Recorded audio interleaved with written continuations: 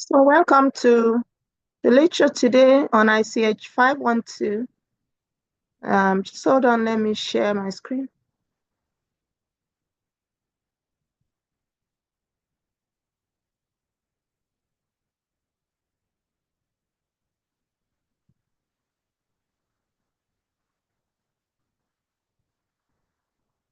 So welcome to ICH 512. Today we're talking of thermomechanical pulping. Remember the last lecture, it's just a recap. We looked at groundwood pulping. All these are mechanical pulping methods. We looked at pressurized groundwood pulping, refiner mechanical pulping, thermomechanical pulping, TMP, CMTP, and CMP and CTMP. We looked at the advantages and disadvantages of mechanical pulping, and we also looked at the determination of mechanical pulping endpoint. So today we're moving further to now look at a thermomechanical pulping, TMP itself. We're going to look at intervention methods for the recovery of turpentine from this process. So, thermomechanical pulping operates just similar with the refiner mechanical pulping. Similarity here is that the wood chips, just like in RMP, are sandwiched between two rotating discs of a disc refiner. But the difference in this case between TMP and RMP is that in TMP, the process is carried out under higher temperature and pressure than that of RMP. And in TMP also, in many cases, the wood chips are preheated before getting it into the refining process. The higher temperatures and pressures that we have in TMP helps to soften the lignin much more than it can be accomplished using frictional heat for the fiber separation. So in this case, the fiber separation is easier. When you're using frictional heat, I'm talking of that groundwood pulping and the RMP. So in addition, what makes the separation of the fibers also better is additional passes, extra repetitions of the process helps the fibers to be better separated. Longer fibers, fewer fines are generated in this process. So thermomechanical pulping produces pulp that is stronger than refiner mechanical pulping. And also, even though it's stronger, the yield is still high, and then cost effectiveness is still there, just like, as it is in mechanical pulping. The newsprint that is made with TMP has been found to possess higher runnability on the press. And what do we mean by runnability? This is the ability of the printing press to consistently produce high quality prints at high speeds without interruptions. And this can be impacted by factors like ink viscosity, paper quality, and equipment calibration. So TMP produces paper that have higher runnability on the press. So in TMP process, the wood material is introduced in the form of chips, like I mentioned before, but in this case, in addition with water. chips at the same time, water added to it between the rotating disc of the refiner. And so electrical energy is added to it, is applied for the process.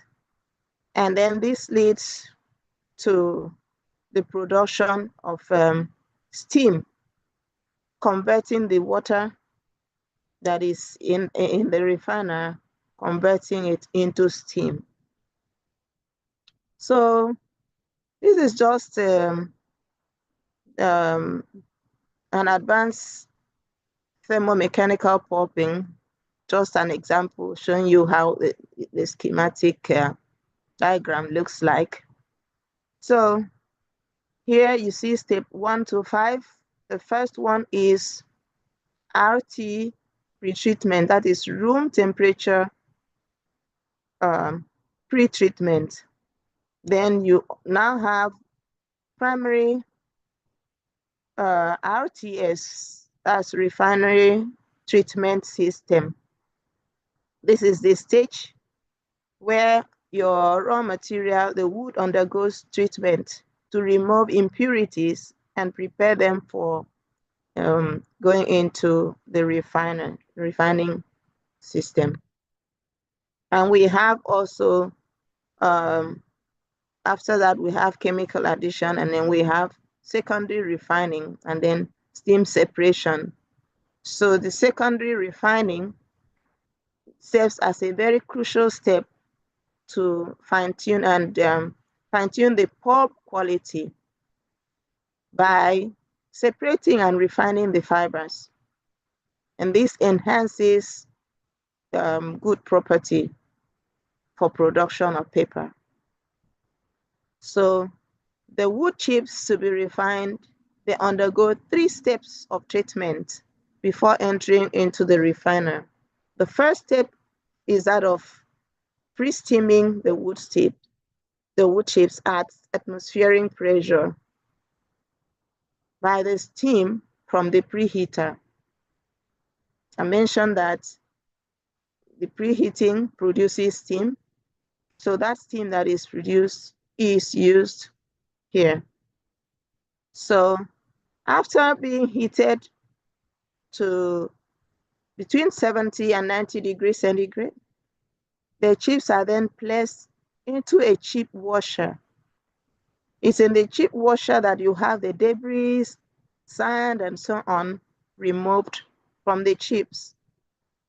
And then the washed chips are then fed by screw feeder under high pressure into the preheater.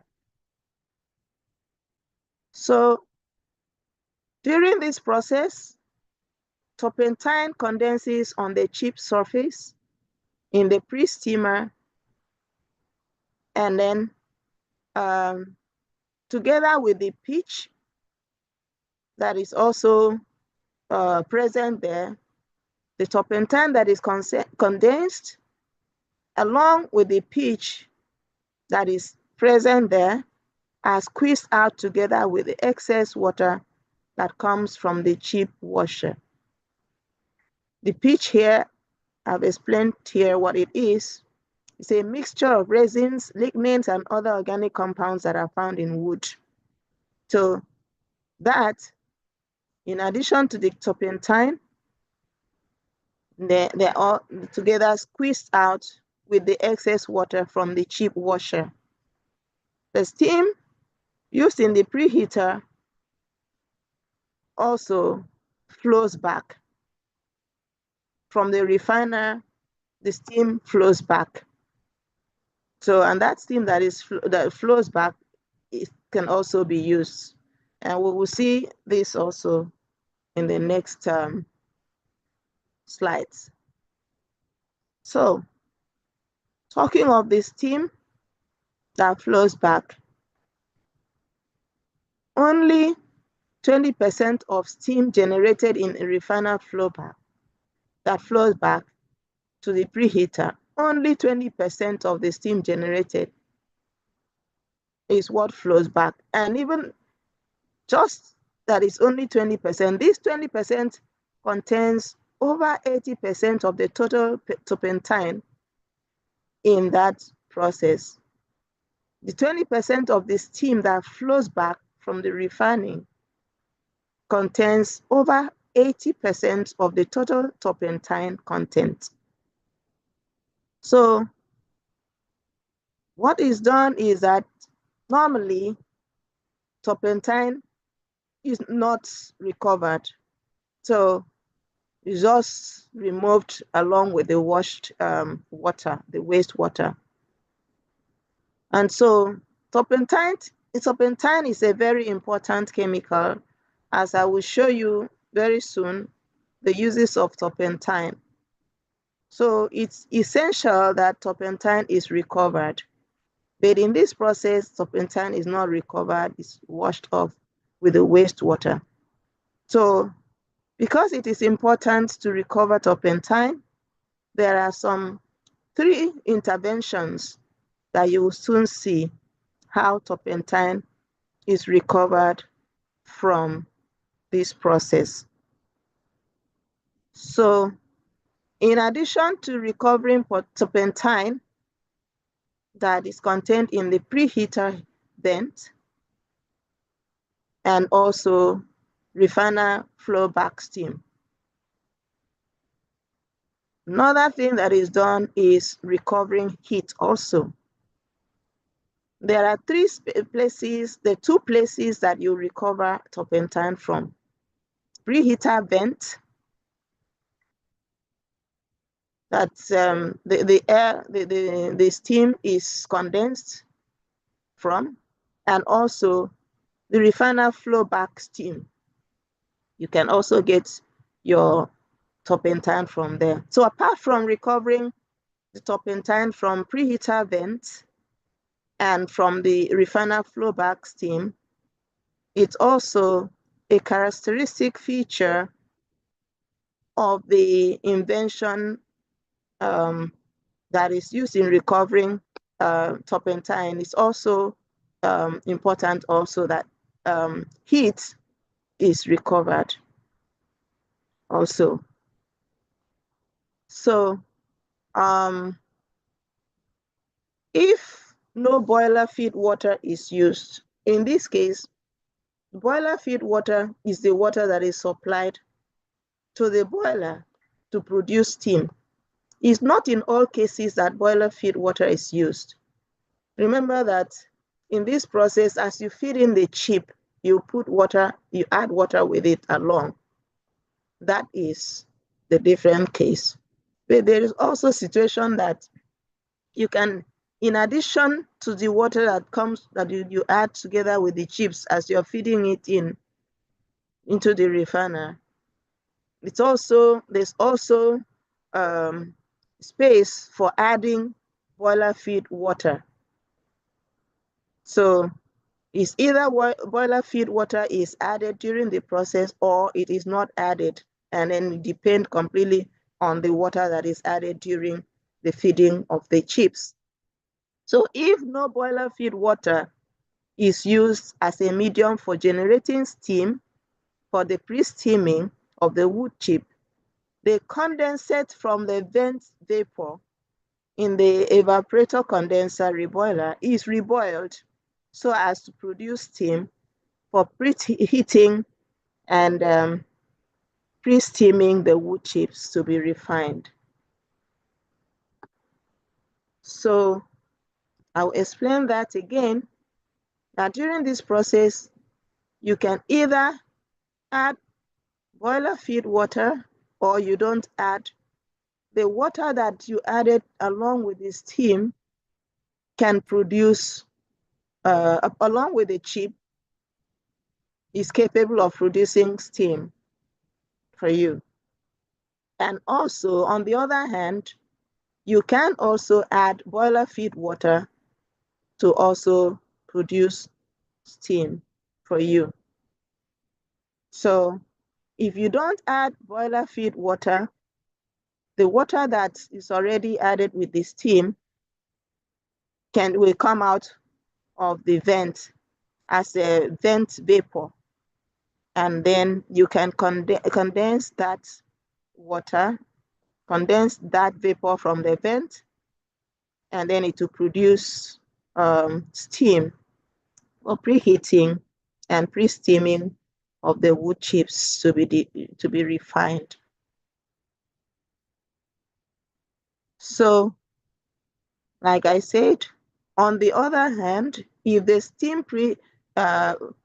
steam for pre-steaming the wood is generated from boiler feed, the first one I said, if you don't add boiler feed water, you just depend only on the water that was added along with the chips when feeding in the chip. In that case, that is that other situation where you have to condense the vent, the vapor vent, and then use it again. But on the other hand, if you use boiler feed water, clean steam will be produced, and it is not necessary to first condense. So if you use boiler feed water, you don't need to condense water first before you use it for pre-steaming. The boiler feed water will enhance the production of clean steam. So you just use that clean steam for your pre-steaming. So what is turpentine? Turpentine is a volatile, flammable liquid that is derived from the resin of pine trees, particularly the Pinus species. This is what is also used for producing pulp. So, and turpentine is primarily used as a solvent in the painting industry, in cleaning products, and in the production of chemicals. I will show you more detailed uses of turpentine as we go on in this lecture. So, like I mentioned before, that normally turpentine is not separated. It is just washed, discarded with the wastewater. But it is important to separate turpentine for use. And as I mentioned, from the water that the steam that flows back, 20% of the steam flows back from the refining section. And that 20% contains almost over 80% of turpentine in that wood, which is supposed to be separated, but it's normally just discarded with the wastewater. And so because turpentine is important, it's very useful, there's some intervention methods that have been put in place to make sure that during the process of TMP, that turpentine is also recovered. And so during this process, you end up producing, using these interventions, producing turpentine, even as you're producing your pulp for paper making. So one of the intervention methods is that wood chips are heated in a preheater, and the vent vapors from the preheater are passed to a condensing vapor zone. Remember, I mentioned that when you feed in the chips, in between the refiner chip, as you feed in the chip, you will add water. So in that case, when as the preheating is going on, there will be vapor that is produces, and the vapor vent, the vapor will come out of the vapor vent, where the vapor from there is condensed. What is normally done is when the vapor is condensed, you now produce steam from there and push it and then recycle it back for the preheating.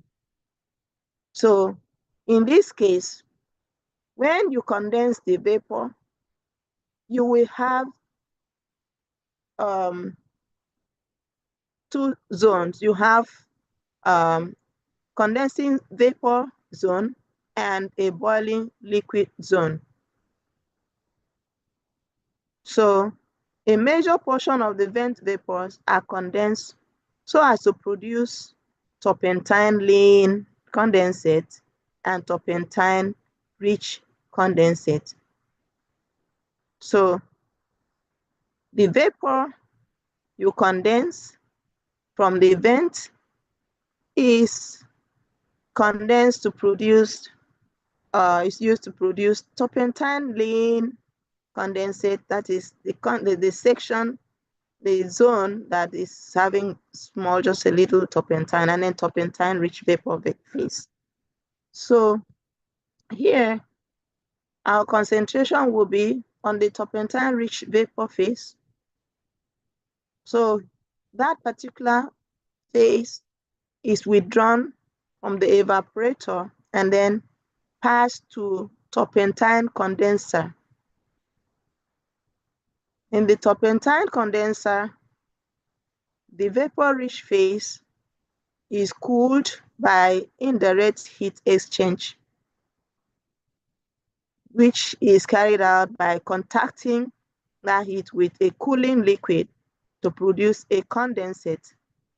This condensate contains immiscible turpentine and an aqueous phase.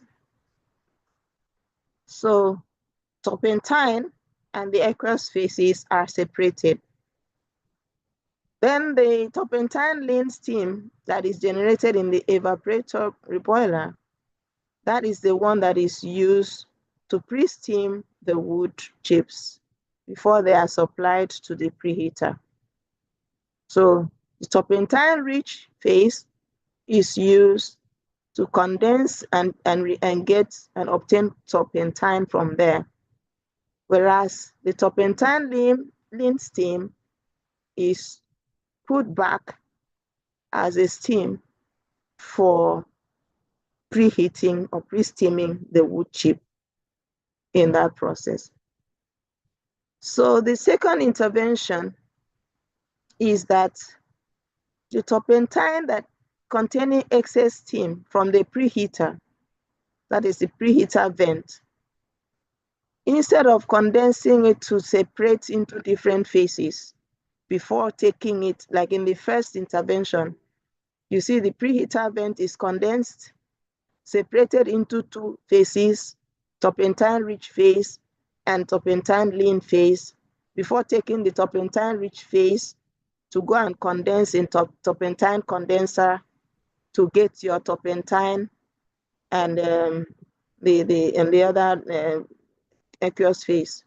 In this case, instead of separating into those turpentine-rich or turpentine-lean phase, the vent vapor is put directly into the turpentine condenser reboiler, directly, where heat is transported to a circulating stream of boiler feed water to produce clean steam for introduction into the wood chip steamer. So then this produces turpentine-rich vapor, which is withdrawn from the turpentine reboiler and may be condensed in a turpentine condenser and separated from aqueous phase and turpentine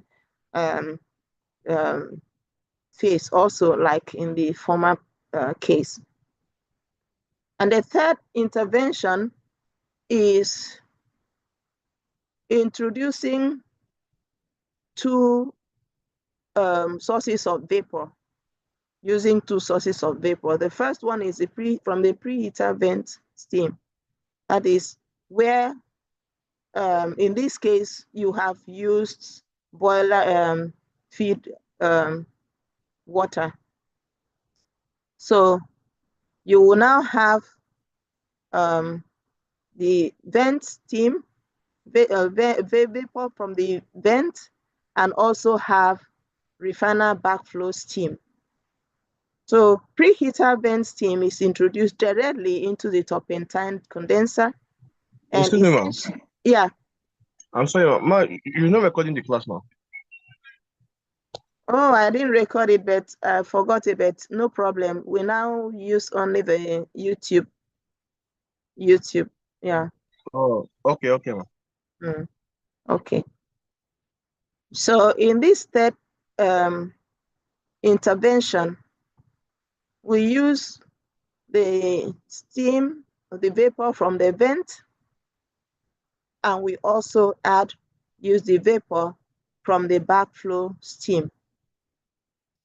So the preheater vent steam is introduced directly into the turpentine condenser, and essentially all of the primary refiner backflow steam is introduced into the turpentine reboiler for recovery of the turpentine.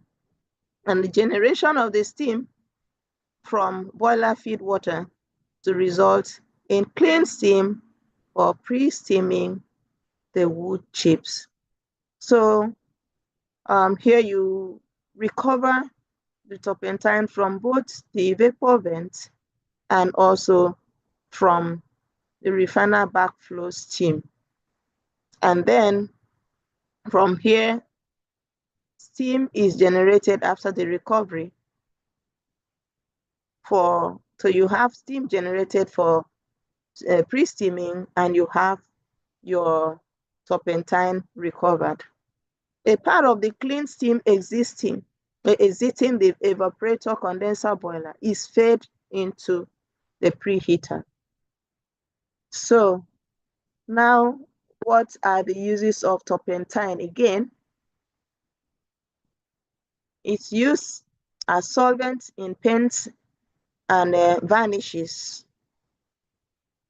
Painting, turpentine has historically been used as a solvent to thin oil-based paints and varnishes, and it's effective in dissolving resins and oils, making it easier to apply and work with paints.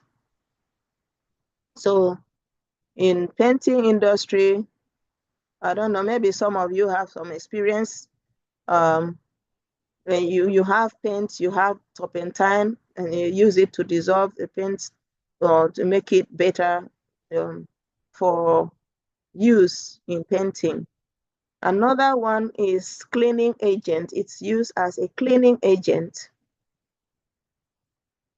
and degreasing, particularly for removing paint from brushes or cleaning surfaces coated with paint or resin. Then the third use is in chemical industry. Turpentine is a source of valuable chemicals, including terpene derivatives, which are used to produce products like synthetic camphor, fragrances, and even certain plastics. So turpentine is this useful. And it can be used in medicine also. Historically, turpentine was used in traditional medicine as rubefacient, that is to promote blood circulation by causing redness or irritation on the skin. It's also used as a cough remedy. Although the use for medical purposes has diminished due to safety concerns and the availability of safer treatments. There are safer treatments than turpentine. So that's why the use in medicine has diminished very well. You have also the use in aromatherapy and fragrances. Aromatherapy is a natural complementary therapy that uses the therapeutic properties of essential oils to enhance health and well-being. So by utilizing the power of scents, aromatherapy can help with relaxation, stress reduction, pain relief, mood enhancement, even improve sleep. So turpentine is useful also in this situation. So due to its strong pine fragrance, Turpentine has also been used in the creation of certain scents, although it's not as commonly used in modern perfumery. So you can see turpentine is very useful. And I have some exercises for you here. What are fines? I've already mentioned this in the first lecture. And also, what is turpentine? I've already talked about it here. And then, what is the need for turpentine recovery? Of course, I've talked about it, the uses and how important turpentine is. So why do you need to just waste it? And then what chemicals can be used during mechanical pulping? This one, I talked about it in the first lecture, hydrogen peroxide and so on. And what is paper runnability? I've talked about it here in this lecture. So you should be able to know all that. I did not know we will finish early. So, and let me see if we can look at third lecture. But I'm going to disconnect us now from the, I'll stop sharing this. And then I'm going to disconnect us now from the